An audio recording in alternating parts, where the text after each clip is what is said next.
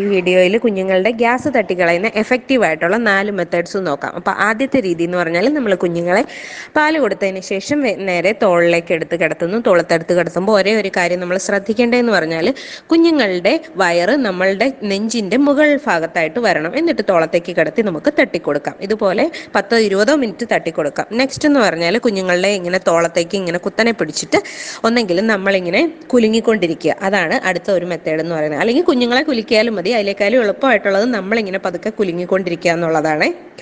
അടുത്ത ഒരു കാര്യം എന്ന് പറഞ്ഞാൽ കുഞ്ഞുങ്ങളെ ഇതുപോലെ കാലിൽ കിടത്തിയിട്ടാണ്. കാലിൽ കിടത്തുമ്പോൾ ഒരു കാര്യം ശ്രദ്ധിച്ചാൽ മതി. അവരുടെ വയറ് നമ്മുടെ താഴ്ന്നിരിക്കുന്ന കാലിൻ്റെ അവിടെ ആയിരിക്കണം. മുകളിലത്തെ കാല് കുറച്ച് പൊക്കി വെക്കണം. എന്നിട്ട് അവരുടെ തല അതിലേക്ക് നമുക്ക് റെസ്റ്റ് ചെയ്ത് വെക്കാം.